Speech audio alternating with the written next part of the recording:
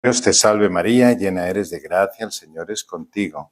Bendita tú eres entre todas las mujeres y bendito es el fruto de tu vientre, Jesús. Santa María, Madre de Dios, ruega por nosotros pecadores, ahora y en la hora de nuestra muerte. Amén. Gloria al Padre, y al Hijo, y al Espíritu Santo. Como era en el principio, ahora y siempre, por los siglos de los siglos. Amén. Sagrado corazón de Jesús, En vos confío. Inmaculado corazón de María, Sé la salvación mía. glorioso patriarca San José. Ruega por nosotros.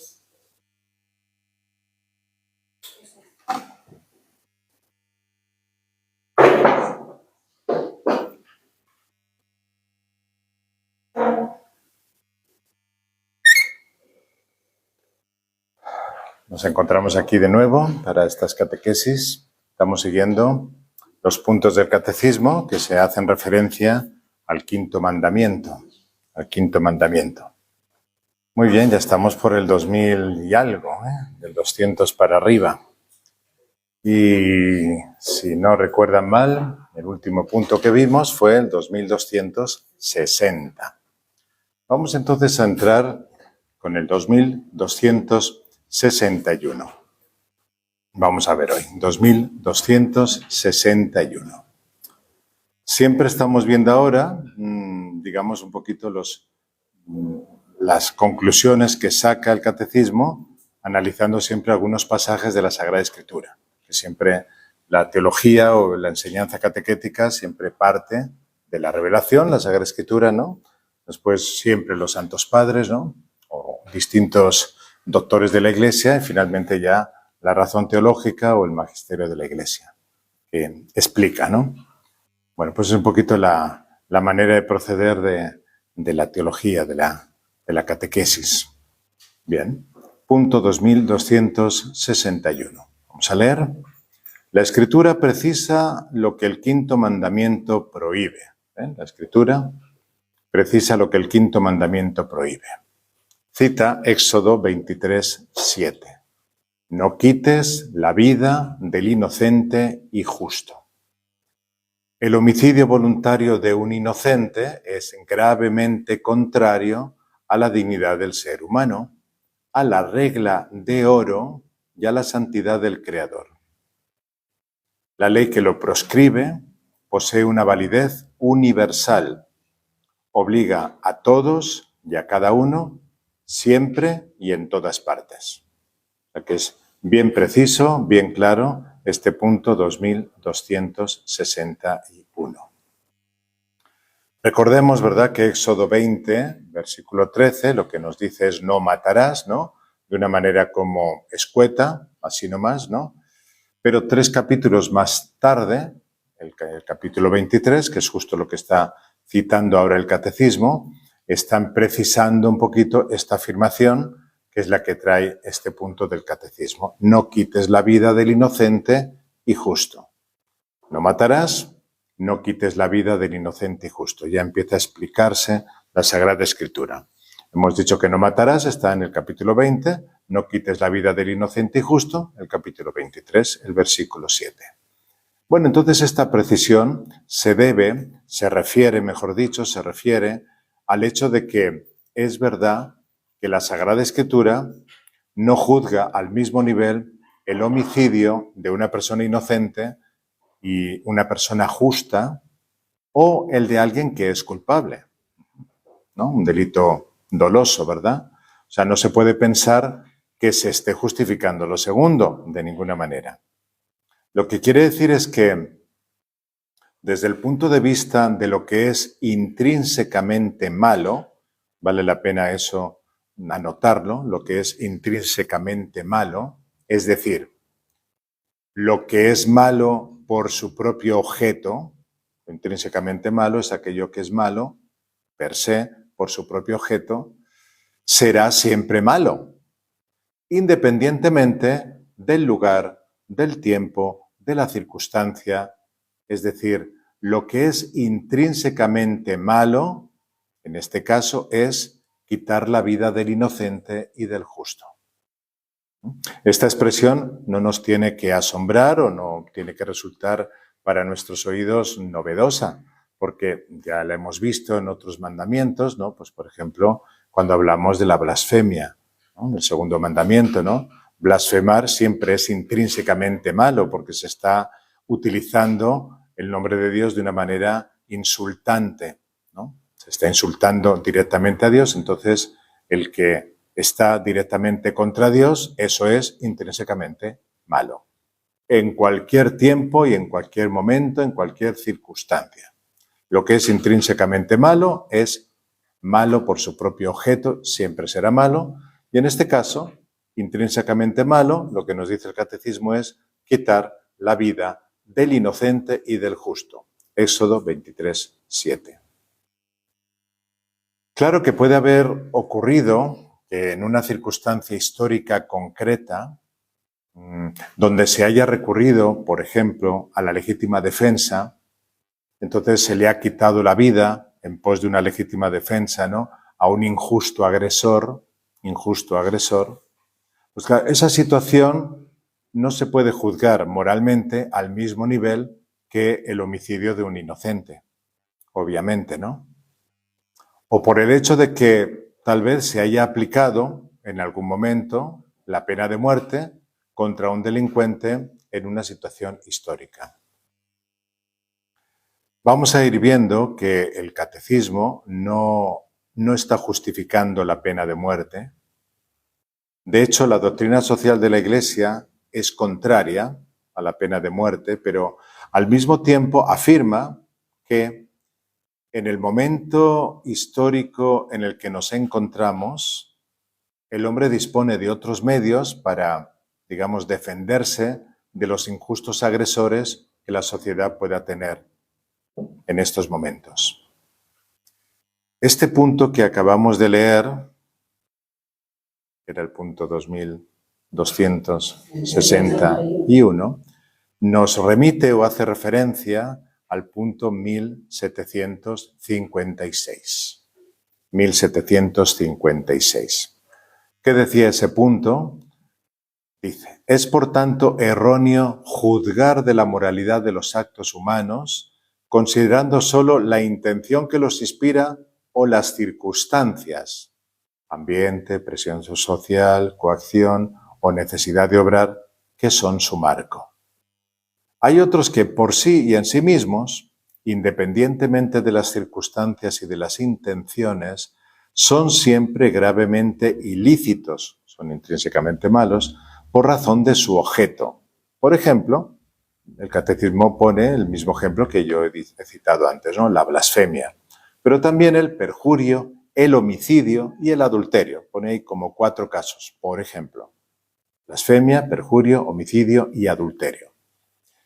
No está permitido hacer el mal para obtener un bien. Así acaba el punto 1756. O sea que ya estaba la doctrina dicha, ahora lo está aplicando en el caso del quinto mandamiento. Insistimos, ¿verdad? Hay cosas que son intrínsecamente malas y ahí pues no cabe decir que si tal o cual circunstancia las justificaba. A esto se refiere cuando se dice en el punto que es intrínsecamente malo quitar la vida del inocente y del justo. Se entiende, claro, en el caso de un homicidio voluntario. Otra cosa es cuando hay una voluntad de tal cosa. Perdón, cuando no hay, lo dije mal, ¿eh? Otra cosa es cuando no hay una voluntad de tal cosa. Como por ejemplo puede ser un accidente automovilístico, ¿no? De carro o algo parecido. Recordemos, por ejemplo, algunos pasajes de la Sagrada Escritura, como la escena de el juicio de nuestro Señor. Se da ya el juicio político, ¿verdad?, delante de Pilato, ¿no? Entonces, sabemos que ahí se da un diálogo entre ambos. Vamos a buscar ese diálogo que está en el capítulo 19, según San Juan, el versículos 10 y 11. Juan 19, 10, 11.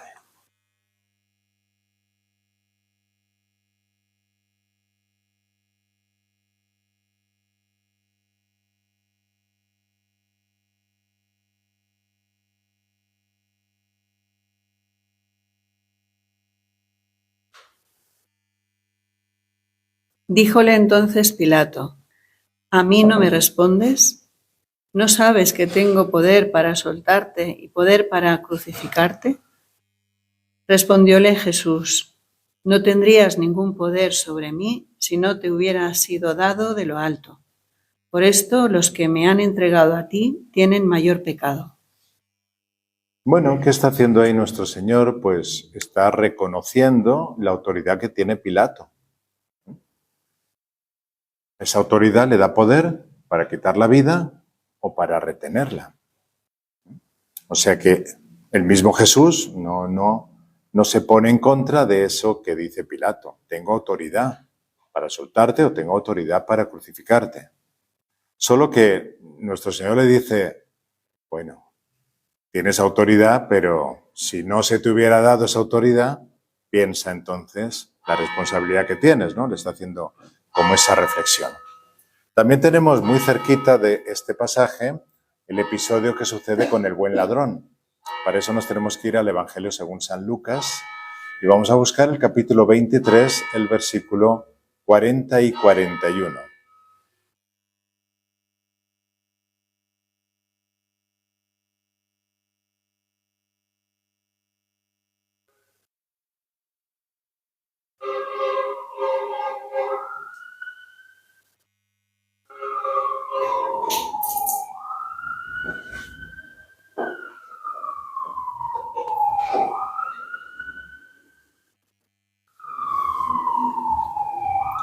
Pero el otro, tomando la palabra, le reprendía diciendo: ¿Ni tú, que estás sufriendo el mismo suplicio, temes a Dios?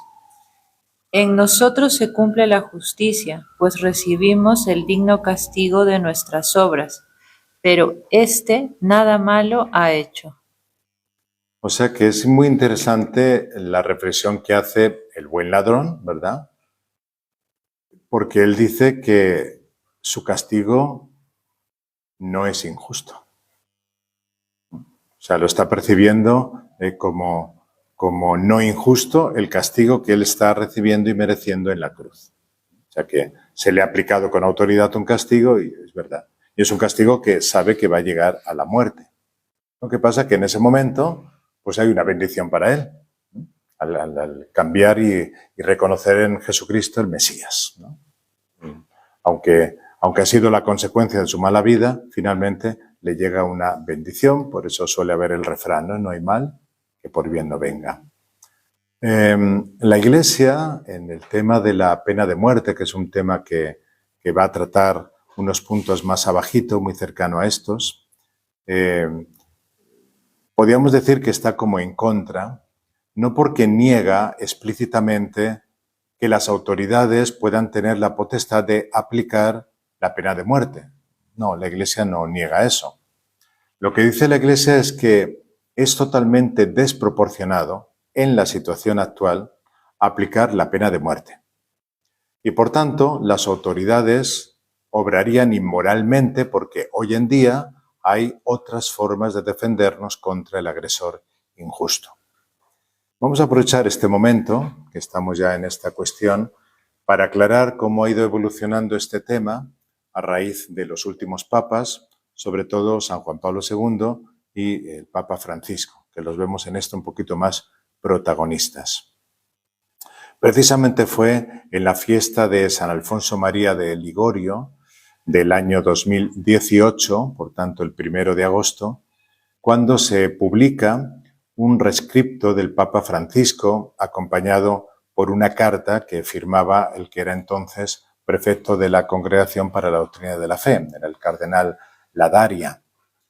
Es una carta que va dirigida a todos los obispos de todo el mundo, en el cual pues está explicando una nueva redacción que el Papa ha realizado del número 2267 del Catecismo, o sea que estamos muy cerquita de él, ¿no? Estamos en el 61, 67, bueno, está trabajando estos temas del no matarás, ¿no?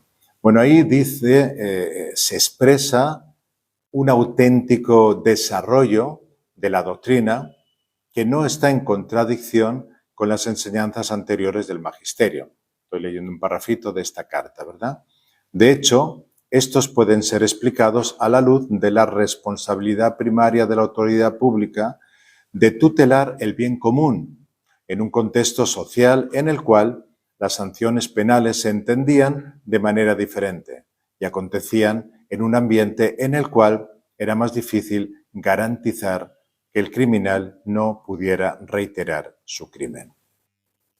El nuevo texto del artículo, que atañe a ese punto 2267 del Catecismo sobre la pena de muerte, es el siguiente, o sea, la nueva redacción ya de la pluma del Papa Francisco. Durante mucho tiempo, el recurso a la pena de muerte por parte de la autoridad legítima, después de un debido proceso, fue considerado una respuesta apropiada a la gravedad de algunos delitos y un medio admisible, aunque extremo, para la tutela del bien común. Hoy está cada vez más viva la conciencia de que la dignidad de la persona no se pierde ni siquiera después de haber cometido crímenes muy graves. Además, se ha extendido una nueva comprensión acerca del sentido de las sanciones penales por parte del Estado. En fin, se han implementado sistemas de detención más eficaces que garantizan la necesaria defensa de los ciudadanos, pero que al mismo tiempo no le quitan al reo la posibilidad de redimirse definitivamente. Por tanto, la Iglesia enseña a la luz del Evangelio que la pena de muerte es inadmisible porque atenta contra la inviolabilidad y la dignidad de la persona y se compromete con determinación a su abolición en todo el mundo. Entonces, este ya es el texto que pone el Papa y el que se debe de leer en las nuevas redacciones del Catecismo, y hacía referencia el Papa en este texto a un discurso que le había pronunciado a los que habían participado en un encuentro promovido también por el Pontificio Consejo para la Promoción de la Nueva Evangelización el 11 de octubre del año 2017, o sea, un tiempo antes. O sea que esto es todo una reflexión que se estaba haciendo, ¿no? Mientras la aprobación pues va a tener lugar en el curso de una audiencia que tiene el Papa con el prefecto de la Congregación para la Doctrina de la Fe, como suele ser en estos casos, que entonces, como ya les he dicho, era el cardenal Ladaria, Luis Ladaria. Y esto sucedió el 11 de mayo de 2018. Bueno, finalmente se edita el rescripto, precisamente en la fiesta de San Alfonso María de Ligorio, pues que era un hombre y patrono de los confesores, ¿no?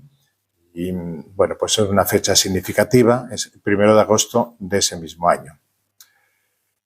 El Catecismo de la Iglesia, que se había promulgado en el año 92 por el Papa San Juan Pablo II, ya había sido corregido en el párrafo sobre la pena de muerte, después de unas afirmaciones que el mismo San Juan Pablo II había realizado en un documento ya magisterial, que es una encíclica, la encíclica que se llama Evangelium Vitae. Esta fue editada en el año 1995, o sea, 3 años después de la edición del Catecismo. Ya el texto enmendado decía esto: la enseñanza tradicional de la Iglesia no excluye, supuesta la plena comprobación de la identidad y de la responsabilidad del culpable, el recurso a la pena de muerte, si ésta fuera el único camino posible para defender eficazmente del agresor injusto las vidas humanas. Pero si los medios incruentos bastan para proteger y defender del agresor la seguridad de las personas, la autoridad se limitará a estos medios, porque ellos corresponden mejor a las condiciones concretas del bien común y son más conformes con la dignidad de la persona humana. Y sigue: hoy, en efecto, como consecuencia de las posibilidades que tiene el Estado para reprimir eficazmente el crimen, haciendo inofensivo a aquel que lo ha cometido sin quitarle definitivamente la posibilidad de redimirse, los casos en los que sea absolutamente necesario suprimir al reo suceden muy rara vez, si es que ya en realidad se dan algunos. Bueno, este es un poquito el camino, ¿no?, para que sepan que ha seguido la Iglesia para retocar el punto 2267 del Catecismo en referencia a la pena, al tema de la pena de muerte. En su momento, hemos dicho que era el año 18, ¿no?, En su momento hubo como mucha discusión al respecto, ¿no? Muchos, hasta jugando con las palabras, llegaban a decir que ha muerto la pena de muerte. De hecho, entre muchas objeciones que se ponían al rescripto del Papa y a la explicación del cardenal Ladaria, quizás se podían resumir en esta preguntita. Entonces, la modificación del número 2267 del Catecismo, autorizada por el Papa Francisco en estos días recientes, ¿implica la afirmación de que la pena de muerte es intrínsecamente mala? Se comprende adecuadamente la inquietud que suscitó en su momento en la opinión pública los recientes casos de pena de muerte que se habían dado, por ejemplo, en Estados Unidos, particularmente por la implicación en ellos de 2 argentinos, en este caso eran 2 latinos, ¿no? Parece que el 2 de mayo, según se recogen algunas noticias, del año 1996, o sea, ya un tiempo atrás, casi 10 años antes, ¿no?, se había suspendido una ejecución en el estado de Virginia, en Estados Unidos, de un argentino con nombre Ángel Brad Giubi, condenado a la silla eléctrica por homicidio e intento de violación. Entonces se suspendió. Y en julio del mismo año, o sea, esto pasaba en mayo, junio, julio, 2 meses después, fue condenado a pena de muerte también con una inyección letal, un tal Víctor Saldaño, por un homicidio capital agravado de secuestro. Había secuestrado y luego había, ¿verdad?, matado, ¿no? Sin embargo, años adelante, esto era el 96, 2015, mucho más cercano a la promulgación de lo del Papa, encontramos otros casos en los cuales el juicio que se hace en contra del acusado resultó que era incorrecto. Hemos encontrado esta noticia, ¿no?, que pertenece al 22 de abril del 2015. Dice así, les leo porque tiene su qué, ¿no? El Departamento de Justicia de Estados Unidos y el FBI admitieron este domingo que una unidad forense dio testimonios con errores en 257 juicios durante más de 2 décadas, entre ellos 32 casos que acabaron en sentencia a muerte y que han resultado en la ejecución o fallecimiento de 14 personas. En un comunicado enviado al diario Washington Post del FBI, el Departamento de Justicia aseguraron que están revisando la actuación de esa unidad forense entre la década de 1970 y 2000, cuando se produjeron los errores. De los 28 miembros de la unidad de comparación microscópica de muestras de cabello del laboratorio del FBI, 26 dieron testimonios exagerados o equivocados respecto del análisis de cabellos en formas que favorecieron a la acusación de 257 casos. 95% de los 268 juicios que el gobierno ha revisado hasta ahora. Es una cifra muy grande a considerar. Bueno, por tanto, claro, tenemos aquí un caso, de hecho, fehaciente, ¿no?, de una equivocación que lleva, por un análisis mal hecho del cabello, ¿no?, a una pena de muerte. Hay que reconocer que el problema de la pena de muerte es un tema muy delicado. Tan delicado como complicado, dado que se maneja entre el plano teórico y el plano práctico. Y está sujeto a abusos, como la noticia que hemos escuchado, o a los defectos de los actos humanos, porque no necesariamente tiene que ser un abuso, hay defectos también, ¿no? En primer lugar, atendiendo a los datos de la Sagrada Escritura, debemos reconocer que el Antiguo Testamento contiene numerosas disposiciones penales que combinan la pena de muerte contra delitos de particular gravedad. Por ejemplo, asesinato, o blasfemia, o idolatría, o adulterio. Vamos a ver algunos casos. Porque digamos que podríamos encontrar en la Biblia sustento, ¿no?, para, sí, la pena de muerte, sí. El primer caso es Números 15, 32, 36. Números 15, 32, 36.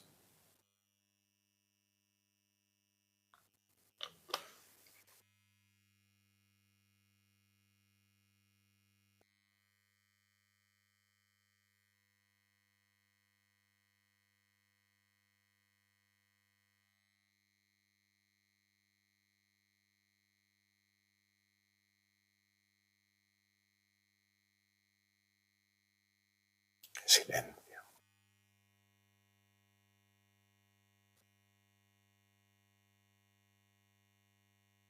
Sucedió cuando estaban los hijos de Israel en el desierto, que encontraron a un hombre recogiendo leña en sábado.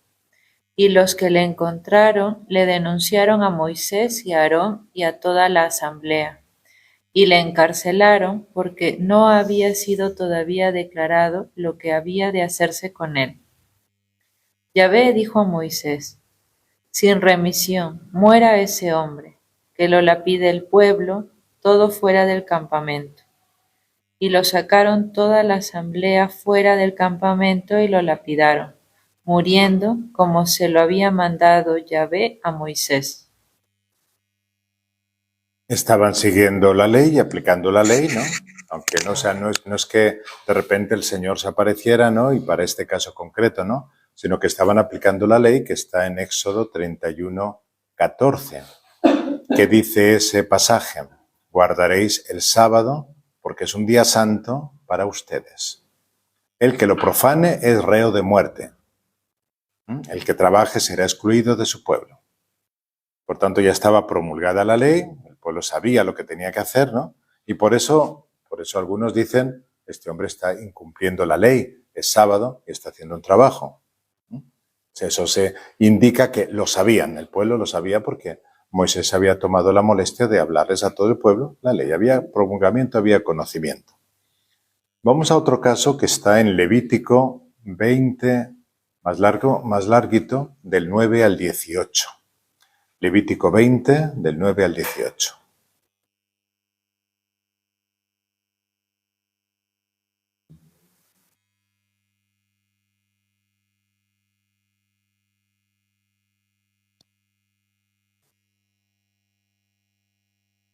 Quien maldiga a su padre o a su madre sea castigado con la muerte.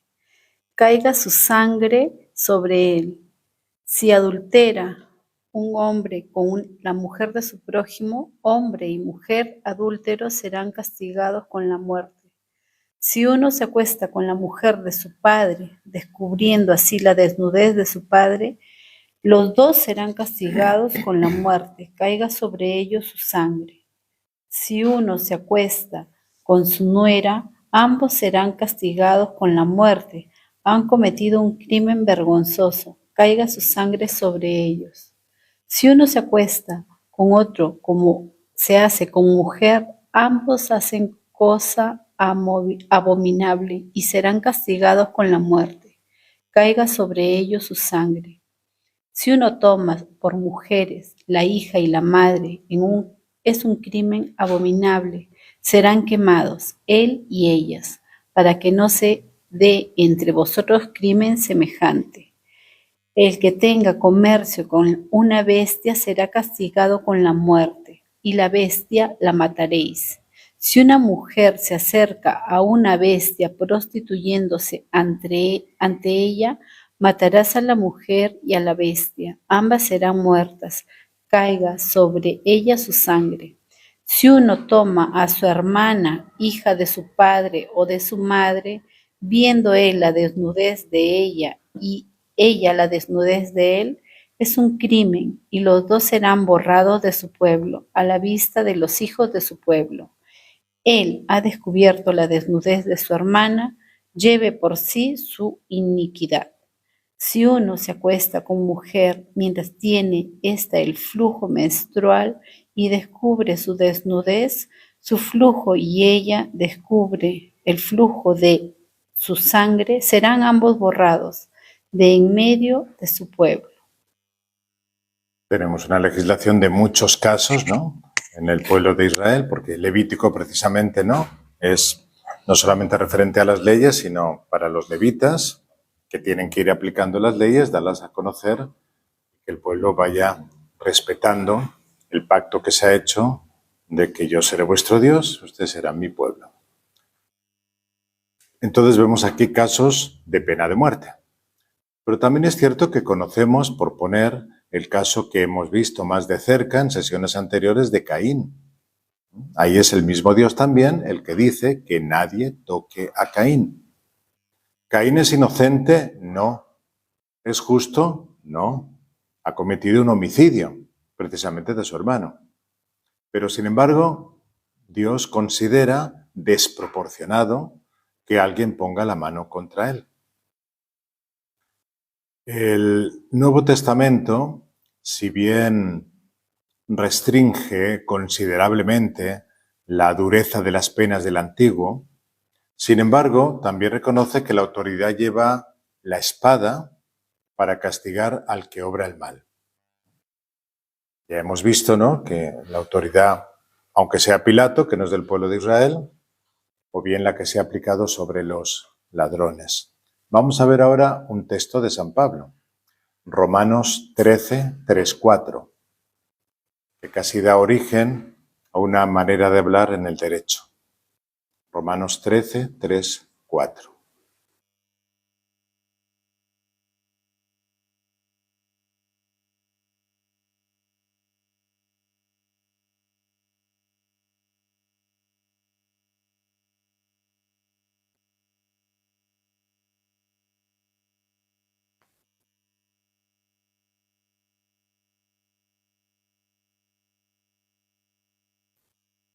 Porque los magistrados no son de temer para los que obran bien, sino para los que obran mal.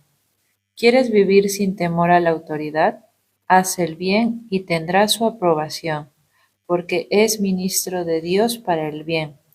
Pero si haces el mal, teme, que no en vano lleva la espada. Es ministro de Dios, vengador para castigo del que obra mal. Está como muy claro, ¿verdad?, el tema de la autoridad, ¿no? Y ahí aparece una frasecita, ¿no? Lleva la espada. Lleva la espada. Esto se ha llamado el jus gladii. Gladius es espada. El jus es derecho, ¿verdad?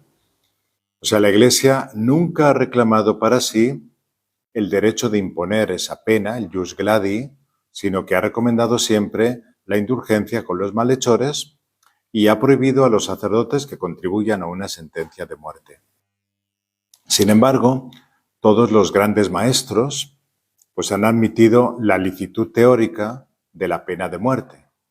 Y entre ellos podemos citar al gran San Agustín y también al gran Santo Tomás.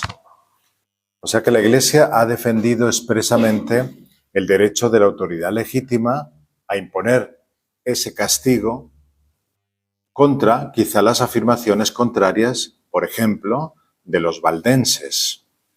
Los valdenses, ¿no? Por ejemplo, hay una profesión de fe que se hace a un tal Durando de Huesca, en este caso era español, y sus compañeros valdenses, que data del 18 de diciembre de 1208. Estamos hablando de la Edad Media, ¿no? Dice así: de la potestad secular afirmamos que sin pecado mortal puede ejercer juicio de sangre, juicio que lleve a la muerte, ¿no?, con tal que para inferir la vindicta no proceda con odio, sino por juicio, no incautamente, sino con consejo. Bueno, queremos aclarar que este tema de los valdenses, este movimiento valdense, surge al sur de Francia, una ciudad que se llama Lyon, o sea, León, ¿no? Allí es donde estuvo San Ireneo de Lyon, ¿no?, donde empieza la gran evangelización de Francia, ¿no?, una ciudad de mucho abolengo en la cristianización. Estamos hablando de alrededor del año 1170. Hay allí un señor que se llama Pedro Baldo, es un mercader con bastante poder económico, ¿no?, y decide renunciar a todas sus posesiones y se pone a predicar el Evangelio. Muchos se le unen y él promovía pues una pobreza voluntaria, una predicación laica, incluyendo también a las mujeres también podían ser predicadoras, y el acceso a las escrituras de todo el mundo, rechazando, esto es lo terrible, la autoridad del clero y también algunas ceremonias. Entonces, como seguían a este Pedro Baldo, pues la gente les empezó a llamar los valdenses, ¿verdad? Los seguidores de Baldo. Creen en la salvación a través de la fe. Escuchen las cositas que condena la Iglesia de ellos, ¿no? Porque nos suenan a otro momento de la historia de la Iglesia, ¿no? Creen la salvación a través de la fe, o sea, la sola fides, para decirlo más claro, la lectura directa de la Biblia, la sola escritura, y la práctica de la pobreza. Negando entonces la necesidad de intermediarios eclesiásticos, o sea, la mediación de la Iglesia. También rechazaban la veneración de los santos, el purgatorio, el pago de los diezmos a la Iglesia y la validez de los juramentos como otro gran número de prácticas. Claro, la Iglesia Católica no les puede avalar, los tiene que condenar como herejes. Esto lo hizo el Papa, en primer lugar, el Papa Alejandro III en el año 1179 y luego el Papa Lucio III en el año 1184. Ya él los excomulgó. Ese escrito que hemos citado pertenecía a este Papa. A pesar de la persecución, el movimiento valdense persistió, se extendió por Europa, incluyendo Italia, Alemania, España, por eso hemos citado a ese grupo de Huesca, otros países, y esto se fue extendiendo y extendiendo hasta el siglo XVI. En el siglo XVI los valdenses se adhieren, pueden ustedes imaginarse, a qué nuevo movimiento que estaba surgiendo en la Iglesia. ¿Lo adivinarán o no lo adivinarán? 16.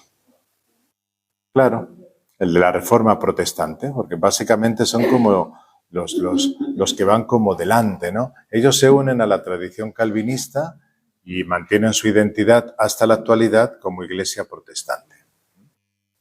Bueno, esto para aclarar quiénes eran estos herejes, ¿no?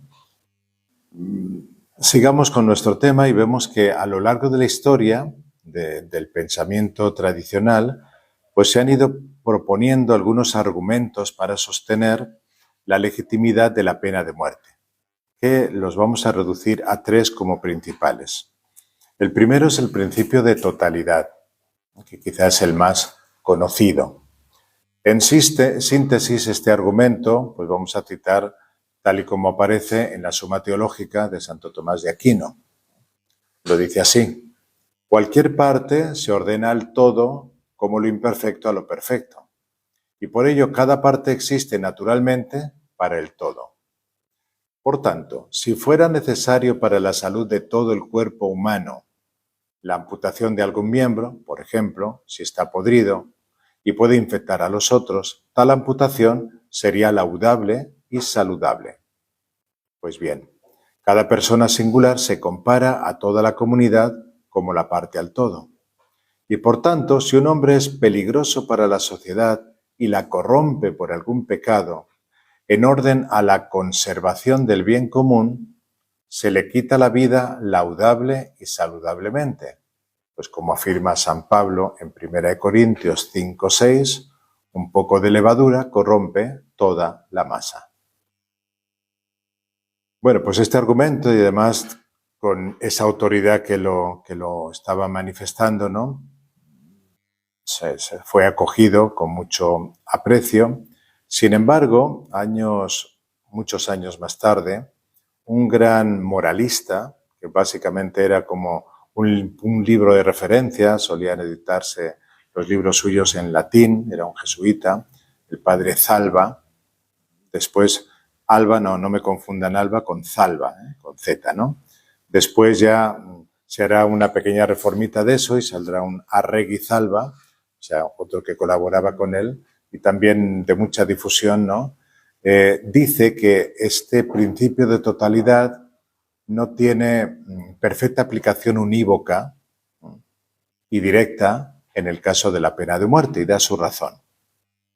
Dice, el criminal es un miembro del todo social, pero no le está subordinado en cuanto a su propio ser y a su existencia, como si están subordinados al todo físico sus componentes. O sea, a todo el cuerpo está subordinado cualquiera de los miembros que nosotros tenemos, pero en el caso de un individuo y la sociedad, la comparación hay una distancia. O sea, el ciudadano se subordina al Estado, sigue diciendo, solo en cuanto a ciertos servicios para el bien común. Por eso, la autoridad pública no puede obligarle más que en lo necesario para el bien común. Me parece que es muy acertado. Eso significa que, si bien el principio de totalidad justifica la pena de muerte cuando parezca necesario para el bien común y para la seguridad de los ciudadanos inocentes, no lo es por sí solo, sino porque es completado por otros principios, los cuales vamos a exponer a continuación. El recurso al solo principio de totalidad, a solo ese, podía prestarse a abusos y conlleva el riesgo de presentar una concepción de la sociedad calcada sobre el modelo colectivista del marxismo, en el cual el individuo solo tiene valor como parte del todo. Ahora va a explicar él los otros principios que aporta él, además de este principio de totalidad, que es el segundo principio de perfección de la sociedad. Principio de perfección de la sociedad. Bien, dice, toda sociedad perfecta, seguimos con el padre Zalba, toda sociedad perfecta tiene en sí misma los medios necesarios para promover el bien común entre sus miembros. Obvio, ¿verdad? El Estado tiene el derecho de imponer la colaboración necesaria para el bien y el orden social. En ese sentido, si fuera necesario para una convivencia pacífica y segura de los buenos la eliminación de algunos malhechores notorios, sería legítima la pena de muerte en cuanto sanción ejemplar, defensa o previsión, sanción ejemplar, defensa o previsión contra nuevos crímenes y correctivo aleccionador para otros eventuales malhechores. Dice él, se podía discutir si puede llegarse a tal necesidad, pero en el caso hipotético de que así fuera, no puede debatirse la legitimidad del recurso. Y un tercer principio, el principio de la pérdida del derecho a la vida. Apelando a esto, ahora estamos en otro moralista que se llama Mausbach, apelando a la teoría de la pérdida del derecho de la vida, esta teoría ¿qué dice? Dice que la pena de muerte solo es la ejecución forzosa de la exclusión de la comunidad de derecho, de la cual el mismo delincuente se ha excluido a sí mismo al cometer ese determinado delito. O sea, con su delito lo que ha hecho el delincuente ha sido una especie como de suicidio social. Por tanto, no se le quita la vida porque él se la quitó antes a otros, que eso sería la ley del talión, ¿verdad? Sino que se le quita la vida porque él mismo, con su manera de actuar, se excluye de la comunidad. O sea que el delincuente ha negado la comunidad a aquel que, estando en ella, ha sido asesinado por él. Pero al mismo tiempo también ha perdido el derecho como de pertenecer a ella. Ya, ¿quién se va a fiar de este tipo, no? Entonces lo que dice este otro moralista, que es Mausbach, dice que el Estado se limita, con la ejecución de la pena de muerte, a hacer realidad lo que el delincuente realmente ha hecho consigo mismo. Entonces la pena de muerte constituye objetivamente una retribución, dice él, y subjetivamente, cuando es aceptada voluntariamente por el reo, se convierte en una expiación.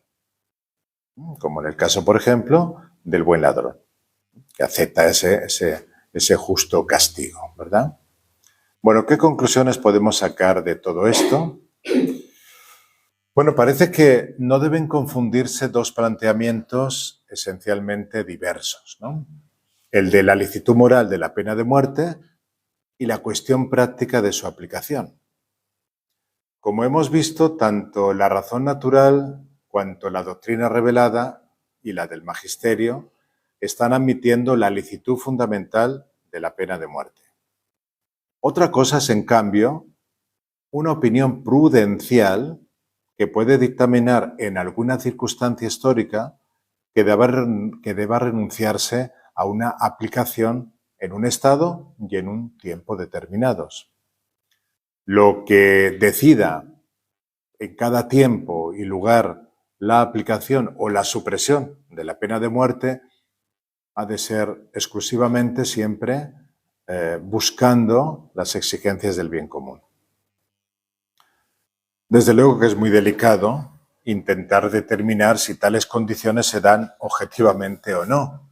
Sin embargo, no debería banalizarse el hecho de que, por ejemplo, el Santo Padre, ¿no?, Papa San Juan Pablo II, en un documento magisterial, como hemos dicho anteriormente, en la encíclica Evangelium Vitae, concretamente el número 56, por si ustedes quieren buscarlo, ¿no?, aboga por la indulgencia en este tema. Tal vez estos y otros argumentos sean los que el Santo Padre sopesó a la hora de sugerir las actitudes prácticas de los gobiernos y de los gobernantes. Vamos a recordar que el planteamiento más general que se planteaban muchos cristianos era, recuerden que dijimos, ¿verdad?, esa modificación del número 2267 del Catecismo, autorizada por el Papa Francisco, implica la afirmación de que la pena de muerte es intrínsecamente mala, porque finalmente esa es la cuestión. Bueno, en primer lugar vamos a aclarar lo que es intrínsecamente malo, que ya hemos dicho su definición. Eso quiere decir intrínsecamente malo que lo es por sí mismo. Entonces, siempre lo es, en todas partes, realizado por cualquier sujeto y bajo cualquier circunstancia. Eso implicaría intrínsecamente malo, no solamente en la pena de muerte, sino en cualquiera. Entonces ya hemos visto cómo la doctrina de la Iglesia, en ese punto al que nos hemos remitido, ¿no? Ahora bien, la modificación de este punto del catecismo no implica afirmar que la pena de muerte sea intrínsecamente mala. Parece que esta es la intención de la explicación que hace el cardenal Ladaria y del rescripto del Papa Francisco. Obviamente, el texto del rescripto fue presentado en lengua latina, obviamente, ¿no?, como normalmente hace siempre nuestra Madre la Iglesia, y la traducción pues es la que nosotros hemos leído anteriormente en lengua española, que ya se debe encontrar en todos los catecismos desde aquel momento, en 2267. Tiene 3 párrafos, por si acaso si quieren, los repito. El primer párrafito es: durante mucho tiempo el recurso a la pena de muerte por parte de la autoridad legítima, después de un debido proceso, fue considerado una respuesta apropiada a la gravedad de algunos delitos y un medio admisible, aunque extremo, para la tutela del bien común. Ese es el primer párrafo. Segundo párrafo. Hoy está cada vez más viva la conciencia de que la dignidad de la persona no se pierde ni siquiera después de haber cometido crímenes muy graves. Además, se ha extendido una nueva comprensión acerca del sentido de las sanciones penales por parte del Estado. En fin, se han implementado sistemas de detención más eficaces que garantizan la necesaria defensa de los ciudadanos, pero que al mismo tiempo no le quitan al reo la posibilidad de redimirse definitivamente. Y vamos al tercer párrafo. Por tanto, la Iglesia enseña, a la luz del Evangelio, que la pena de muerte es inadmisible porque atenta contra la inviolabilidad de la dignidad de la persona. Esta es la partecita que toma de lo que había dicho el Papa Francisco en aquella asamblea que se trataba del Catecismo de la Iglesia con motivo de 25 años que había sido promulgado. Y continúa: y se compromete con determinación a su abolición en todo el mundo.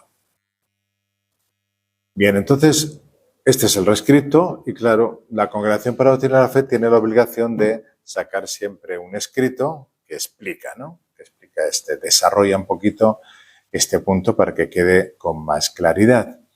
Entonces aquí ofrece una argumentación sobre el cambio de texto. La idea fundamental de esta argumentación es que ha habido un desarrollo teológico y pastoral que conduce hacia la redacción del nuevo número 2267. Voy a destacar un pasaje importante de la carta que dice: en este desarrollo, haciendo apelación al desarrollo, es de gran importancia la enseñanza de la carta encíclica Evangelium Vitae de Juan Pablo II. El Santo Padre enumeraba entre los signos de esperanza de una nueva civilización de la vida la aversión cada vez más difundida en la opinión pública a la pena de muerte, incluso como instrumento de legítima defensa social, al considerar las posibilidades con las que cuenta una sociedad moderna para reprimir eficazmente el crimen, de modo que neutralizando a quien lo ha cometido, no se le prive definitivamente de la posibilidad de redimirse. Bien, entonces tenemos un punto de apoyo, ¿no?, para este cambio, Evangelium Vitae, y también hay otros textos del mismo San Juan Pablo II y también alguno de Benedicto XVI. Entonces, este parrafito, digamos que está elaborado con ese apoyo. San Juan Pablo II, Benedicto XVI y ahora el Papa Francisco. Bueno, quizá mirando un poquito con lupa el parrafito del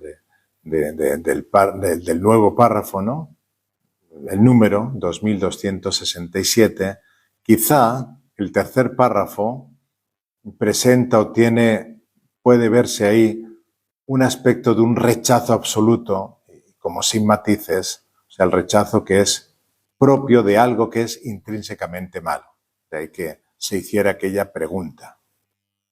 Sin embargo, por otra parte, las razones propias del primero y segundo párrafo, ¿no?, muestran que en su momento podía ser explicable y válido recurrir a la pena de muerte, por lo que se incluyen unos requisitos.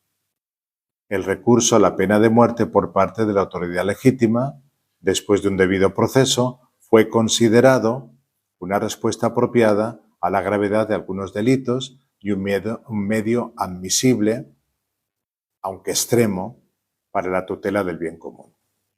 Entonces, esta enumeración de estos requisitos muestra que no estamos simplemente ante algo intrínsecamente perverso. Si nosotros hiciéramos, por ejemplo, el ejercicio mental, ¿no?, de reemplazar pena de muerte por cualquiera de los actos intrínsecamente perversos que ha citado el mismo catecismo, incluso, por ejemplo, el causar voluntariamente dolor grave e inútil a un inocente, o la blasfemia, pues se verá que no tiene entonces sentido presentar una lista de requisitos para algo que de todos modos sería malo. Sería por gusto presentar unos requisitos. Si malo es, intrínsecamente malo. ¿Se entiende, verdad? Entonces estamos ante una dificultad redaccional, sí. Bueno, a mi juicio es la que origina todos los comentarios desfavorables a ese rescripto. Es decir, ¿está diciendo el nuevo texto que se equivocaban tal vez por ignorancia quienes antes aplicaban la pena de muerte, así fuera siguiendo un debido proceso por la autoridad legítima, cuando actuaban ante delitos particularmente graves y como si fuera el único medio razonable de proteger a la sociedad? Pues no parece que está diciendo eso, ¿no? Porque plantea una serie de requisitos, ¿no? Entonces, si el texto dice que los cristianos no se equivocaban, los cristianos de otros tiempos, ¿no?, del siglo XII, XIII o anteriormente, entonces, ¿qué está diciendo? Está diciendo que lo que antes era correcto ahora es malo, el nuevo texto, aunque se trate sustancialmente del mismo acto. Bueno, semejante contradicción agrieta severamente, ¿no?, la autoridad magisterial de la Iglesia, ¿no? Sería una hipótesis válida para algunos. No obstante, el argumento de la carta a los obispos está desautorizando que tal interpretación se pueda sostener, porque está hablando de un desarrollo. Y entonces cita textos que están mostrando ese desarrollo, ¿no? Como hemos visto, Evangelium Vitae, también otros textos del Papa Benedicto, ¿no? Bueno, al final de todo esto, ¿qué debemos decir, no? Porque creo que es un poquito bueno detallarse en estos peleitas, porque puede ser que encuentren estas cosas por ahí, ¿no? ¿Qué podemos decir? Miren, si el cambio del número 2267 no es una afirmación de que lo que antes era bueno ahora es malo, entonces la única posibilidad que queda es que la nueva redacción del número 2267 está ofreciendo una argumentación sobre la aplicación de la pena de muerte para concluir que en las circunstancias presentes tal aplicación es moralmente inadmisible. Sin violentar las fuentes documentales, uno puede ver qué es lo que se está diciendo. O sea, las circunstancias son distintas hoy que ayer.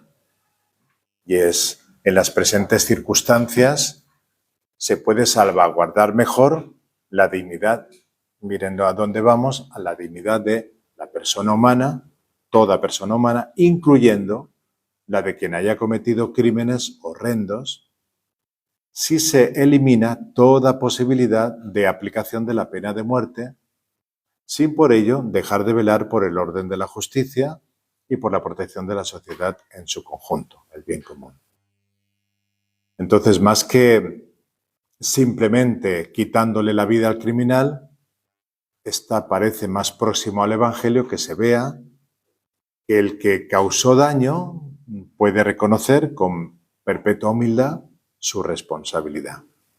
Y pueda dar también un testimonio claro de por qué su camino estuvo errado, y se puede mostrar con obras que él quiere restituir de todas las formas posibles el daño que causó. Aunque, claro, quitar una vida no se puede restituir eso, pero sí se pueden hacer muchas cosas al respecto, ¿no? ¿Podemos poner un caso específico? Sí. Vamos a pensar, qué sé yo, en un caso así como un terrorista que ha arrebatado la vida de muchas personas. Entonces vamos a imaginar a esa persona que está reconociendo su responsabilidad y empieza a hablar a jóvenes, en muchos grupos, ¿no? Quizá hasta en un proceso de radicalización, para decir ante las cámaras: el camino que yo escogí estaba equivocado, he causado mucho dolor inútil, profundo, irreparable. Pues bueno, yo creo que ese escenario puede ser mucho más provechoso para la sociedad y mucho más cercano al Evangelio que no verle morir, quizá hasta maldiciendo su religión. Bueno, conclusión de todo esto, para también acabar la clase de hoy, espero que no les duela mucho la cabeza, sería que el número 2267, a pesar de tener una redacción que quizá podría ser mejor, no es una afirmación intrínseca sobre la pena de muerte, sino sobre su aplicación hoy. Y puesto que las circunstancias actuales logran de una manera eficaz restringir la capacidad de daño y propiciar la redención del culpable ante la misma sociedad, es inadmisible aplicar hoy la pena de muerte y hay que trabajar por su abolición. Bueno, insistimos, ¿verdad?, en que a lo mejor, personalmente, ¿no? Pues bueno, ¿quién es uno también para ponerse a juzgar las redacciones de los papas, ¿no? Pues a lo mejor se podía haber redactado de una manera más clara. Pues puede ser, ¿no? Puede ser, ¿no? Lo cierto es que una cosa es que las autoridades tengan un poder legítimo, pero otra el utilizarlo injustamente. Y como en el caso de Pilatos con Jesús, están condenando al inocente, realmente, y eso lo tenemos muy claro. Pero en el caso de la pena de muerte, pues puede ser desproporcionado, ¿no? En la Sagrada Escritura recordemos aquello, que nadie toque a Caín. Y Caín no es ni inocente ni justo, pero Yahvé considera desproporcionado que alguien ponga la mano en contra de él. Lo que nos estaba diciendo este punto, que ya casi nos habremos olvidado de que por qué punto hemos empezado.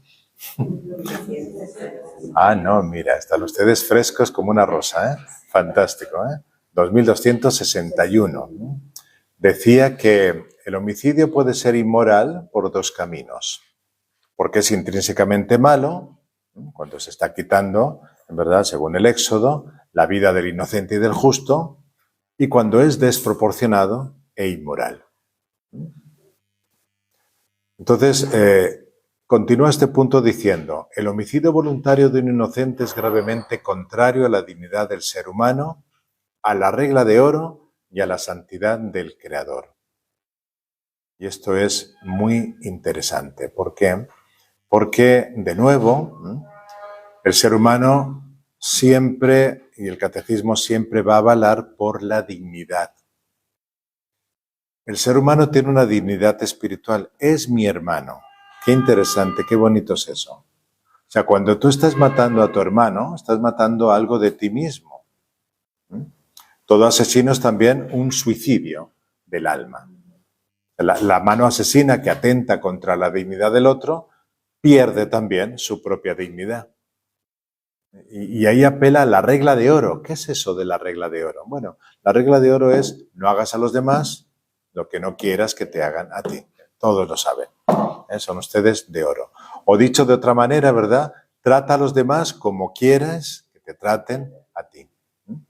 En muchos momentos históricos hemos tenido conocimiento de que cuando alguien va a ser asesinado, pues lo que clama es: ten piedad de mí. No hagas conmigo lo que no te gustaría que hicieran contigo. Además, dice el catecismo que es gravemente contrario a la santidad del Creador. También esto es muy interesante. O sea, la vida es sagrada porque tiene en Dios su origen. Y eso no debemos olvidarlo, ¿no?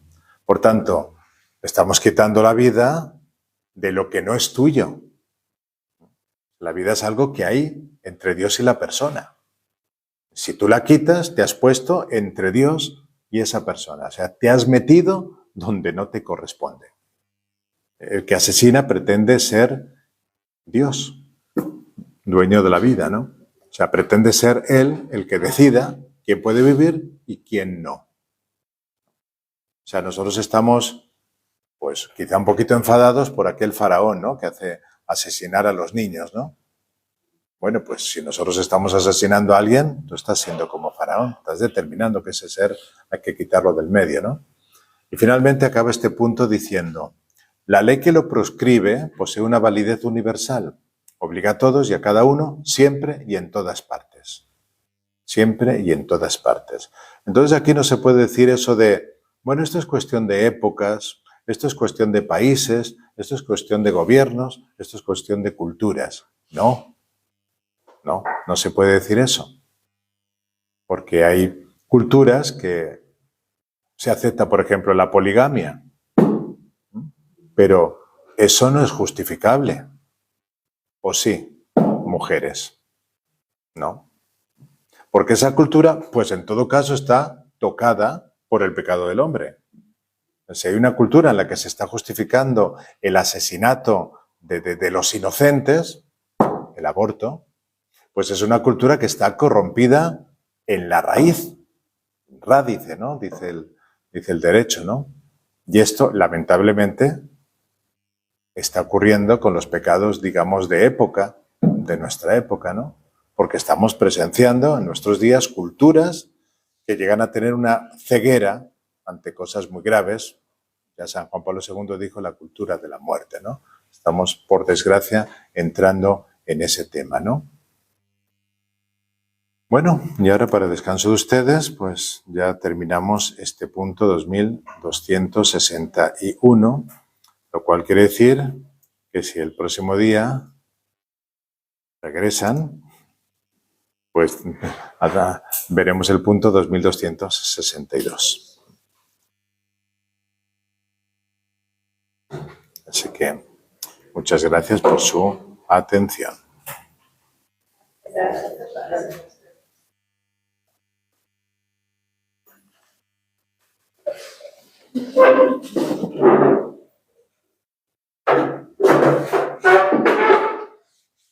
Gloria al Padre, y al Hijo, y al Espíritu Santo. Como era en el principio, ahora y siempre, por los siglos de los siglos. Amén. Glorioso Patriarca San José, Rogad por nosotros. santos ángeles de la guarda, Rogad por nosotros.